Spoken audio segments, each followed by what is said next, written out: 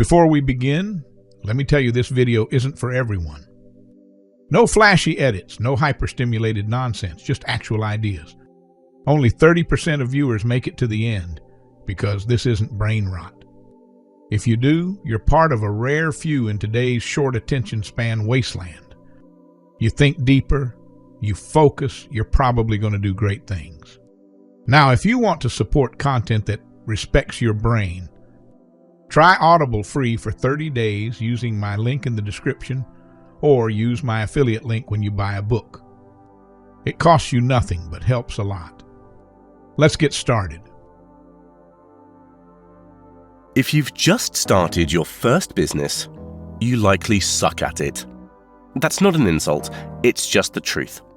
We all suck when we first start something.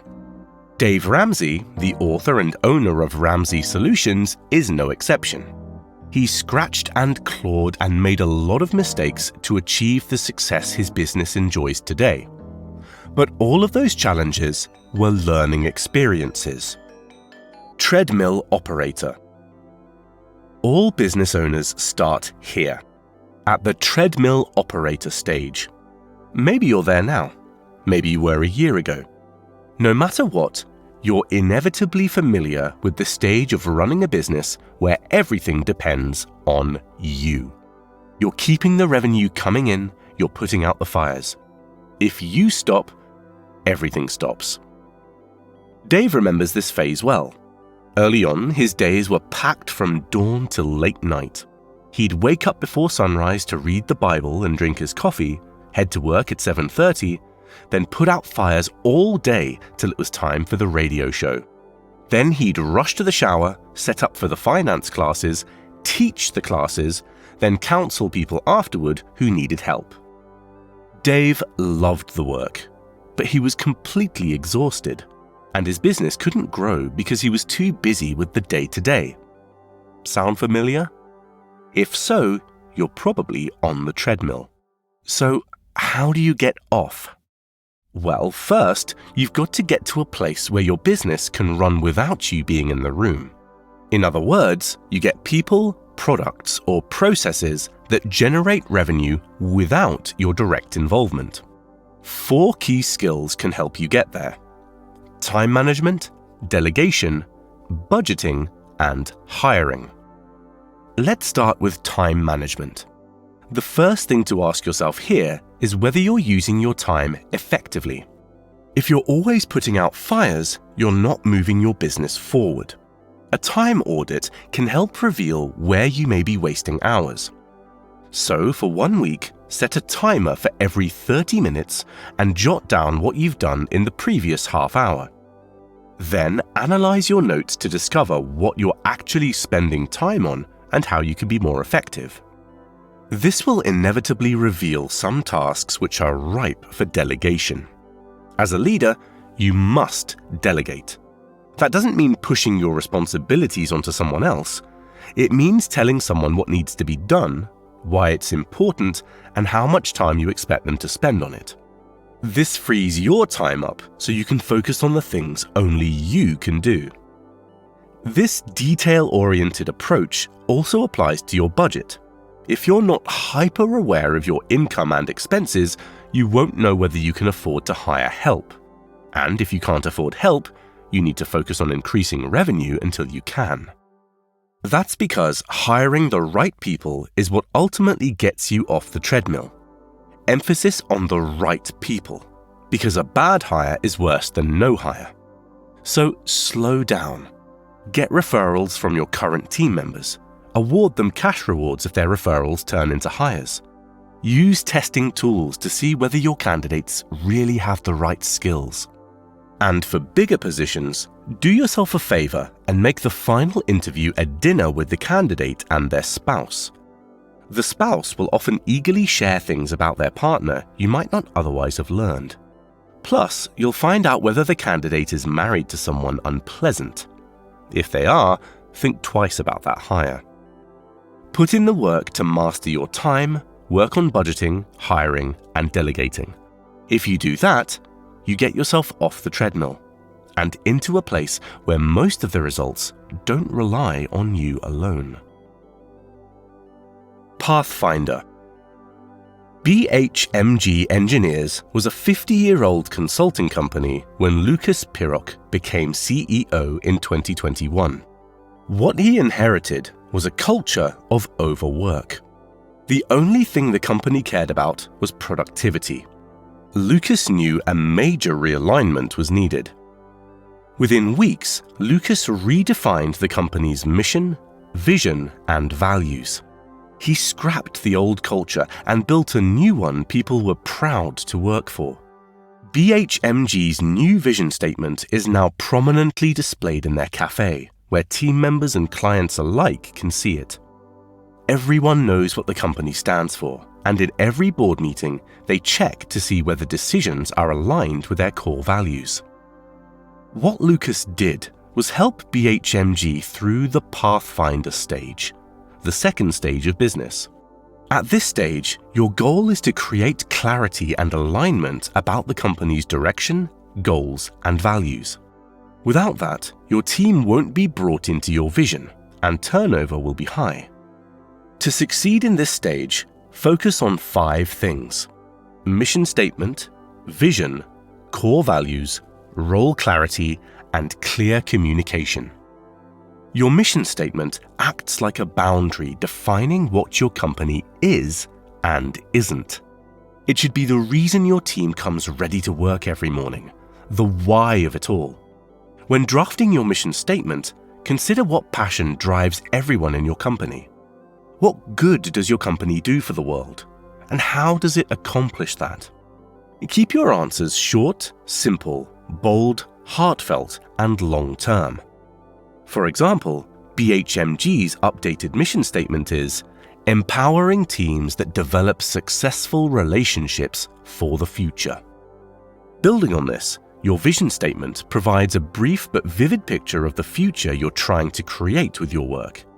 What would the world look like if your mission were fully realized? BHMG's vision statement after Lucas took over the company became, "We see a future where lives are positively affected by family-focused leadership while continually challenging the status quo." Equally important are your company's core values, the non-negotiables that set you apart. These values shouldn't be aspirational. They should reflect how your company actually operates at its best. In all, Ramsey Solutions has 14 core values, including family, never give up, no gossip, and share the profits. What are your business's core values? What do you refuse to compromise on? What would you be willing to lose business over? Next, you've got to ensure role clarity. Every person on your team should know exactly what success looks like for their role. To that end, use KRAs, Key Results Areas. These are written, one-page descriptions of a team member's responsibilities and key outcomes, co-created with their leader. KRAs leave no room for confusion about exactly what that person should be working on. Finally, once you've articulated your mission, vision, and values, you need to talk about them all the time. Go ahead and over-communicate about your culture until your team can finish your sentences for you. Be transparent about both successes and failures to keep rumors to a minimum. When you nail the Pathfinder stage, you transform your team from mere consumers of the company culture into contributors. You'll soon see that your team has greater clarity about expectations, turnover rates begin to improve, and everyone feels united in the path forward. Trailblazer. Dave was on vacation with his family in Scotland when he got an email that changed how he saw his business. A company leader was writing to him to know there'd been an emergency, and they'd just spent $8,000 without asking him.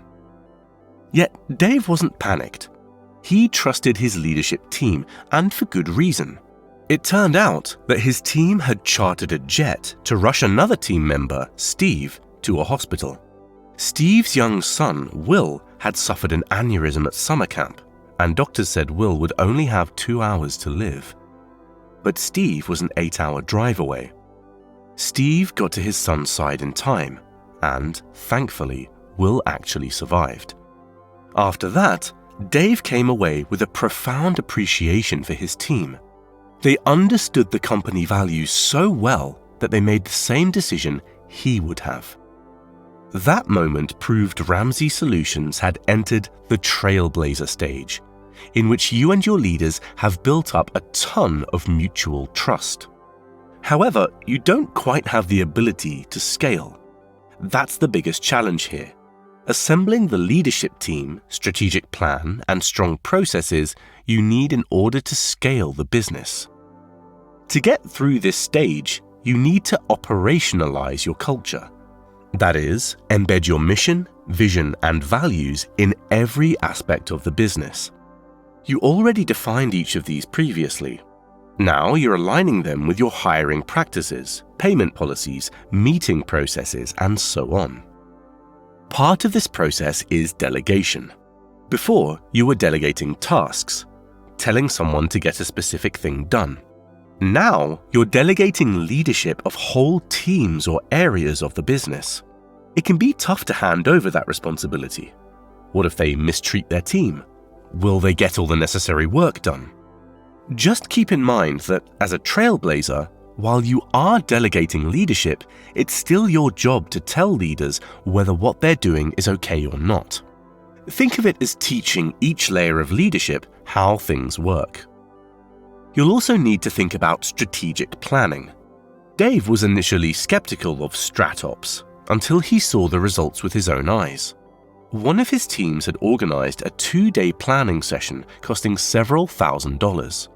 After the session, that entire team was energized, and their profit skyrocketed. Soon after, the company as a whole implemented regular strategic planning to get the view from 30,000 feet. A great tool for strategic planning is the Desired Future Dashboard. This will help you narrow down the high-level goals for your business and keep you focused on them. To make one, get together with key leaders and start brainstorming about where you want the business to be in the next 12 months. Narrow it down to 3 to 5 main priorities. Then, create a simple but powerful desired future statement that clearly communicates your goals. Here's an example. By December 31st, we will launch our second location in New Mexico, resulting in a $1.5 million increase in annual revenue. Then, define 4 to 6 critical objectives that you need to meet in order to achieve those high-level goals. Be sure to assign an owner to each of the objectives. That person will ensure progress is always being made. Finally, we come to processes. Here, just do yourself a favor and get yourself an awesome HR manager and a CFO who can implement hiring processes and create systems and metrics that take your business to the next level. The Trailblazer stage is all about working smarter, not just harder. By scaling your leadership, planning, and processes, you're well on your way to the next stage of business. Peak performer. Peak performer. Quick question. Do the names Sears, Blockbuster, Kodak, Red Lobster, Toys R Us, and Kmart ring any bells? If you live in the US, chances are either you or your parents shopped at one, if not all of them. These were once peak performers, leaders in their industries. But eventually, they all got by the same enemy: complacency. They got too comfortable with success and they stopped innovating. And now they're all either disappearing or already dead. Complacency is your enemy in the peak performer stage. In many ways, this is the stage everyone dreams of reaching. Dave knew he was there when his company was receiving tons of positive media attention from appearances on 60 Minutes and Oprah. It felt amazing. There was momentum. Success seemed guaranteed. On the other hand, those awesome feelings are exactly what makes it tempting to take your foot off the gas and coast. So how do you keep pouring your energy into the business so it remains excellent? The answer: build a culture of relentless improvement. First, recommit to your mission. Remember who you're serving, why you got into this business, and the impact you're having. Second, keep inspiring your team. You don't want them getting into the mindset of "we've arrived" and thinking the hustling days are over. So keep telling stories of the company's struggles and successes to keep your team feeling your intense passion for the business. After all, there will always be a new team member who hasn't heard of them. And the more your team knows them by heart, the more they'll live out the principles those stories represent. Third, continue reflecting and responding to your business's needs. Checking in on things you've delegated isn't micromanagement, it's just good leadership. Every time Ramsey Solutions does an event, Ramsey still walks around the venue and makes sure everything is up to his standards. That's because leadership requires you to stay engaged. Finally, practice proactive disruption. Don't wait until things are broken to fix them.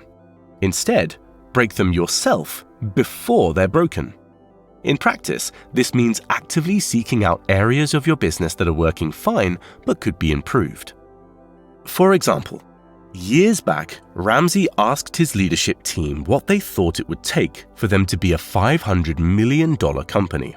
This question transformed their thinking and helped them overhaul various systems before they ever actually became problematic. You too should regularly challenge yourself and your leaders with questions like, if we wanted to 10 times our business, what should we be doing differently right now? This keeps you from settling into comfortable patterns that breed complacency. No matter what, don't forget that complacency can kill your business, and that it can be a slow-acting poison. When you prevent complacency from ever taking root, you win at the peak performer stage. Growth and progress feel second nature. Your time is focused on critical initiatives. And thanks to your financial success, you can focus on long-term goals and transition easily to the legacy builder stage. Legacy builder. Whether you liked him or hated him, Rush Limbaugh was, for a time, the top talk radio host in America. He had enormous influence with the country's top politicians. But then, he died in 2021 at age 70, with zero succession plan, and all his hard-earned clout vanished with him. Let his story be a lesson. Without a clear succession plan in place, the brand you've worked to build could crumble overnight. That's the essence of the legacy builder stage. This final stage of business is all about ensuring that your company continues to thrive long after you've gone. The tough pill to swallow is that you're working to make yourself less important. The resulting hit to your ego can be pretty huge. Dave certainly felt that way the first time he watched someone else take a call for his company's radio show. It shouldn't have been so distressing. He'd been working on succession planning for years. Still, it hit hard. An even bigger shock came when they changed the show's name from The Dave Ramsey Show to just The Ramsey Show. For decades, the entire company had Dave's name all over it, but he knew he had to let it go. A successful business needs a comprehensive succession plan covering 3 areas: legal and financial, leadership, and reputation. For the legal and financial transfer, the best thing you can do is gather a team of specialized professionals experienced in estate planning and business law. They should understand complex ownership transfers and provide advice that's hyper-tailored to your situation. Next, the leadership transfer. Your leadership team now, through your years of effort, embodies the company's mission, vision, and values. Your successor also needs time to understand and grow into their role, as well as build trust within the company. The longer you give your stakeholders to get used to the change, the more they'll trust that the business won't collapse in your absence. That's especially true if you're planning to transfer ownership to a family member, like Ramsey did with his son, Daniel. In this case, it was especially important for Dave to be transparent about the fact that Daniel's succession was not guaranteed. It was dependent on his conduct. When it comes to the reputation transfer, the goal is to make sure your company's reputation stays intact without your personal involvement. In 2012, Ramsey Solutions created a metric called non-Dave revenue. Basically, how much revenue wasn't directly tied to Dave. At first, that number was a horrifying 7%. To increase it, they implemented strategic changes like renaming the radio show, introducing other personalities, and changing their web URL. Now, non-Dave revenue is over 90%. And with that, congratulations!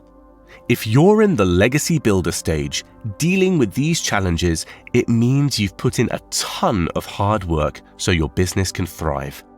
Now you can enjoy the fruits of your labor and focus on ensuring it continues to serve your team, your customers, and your family for years to come.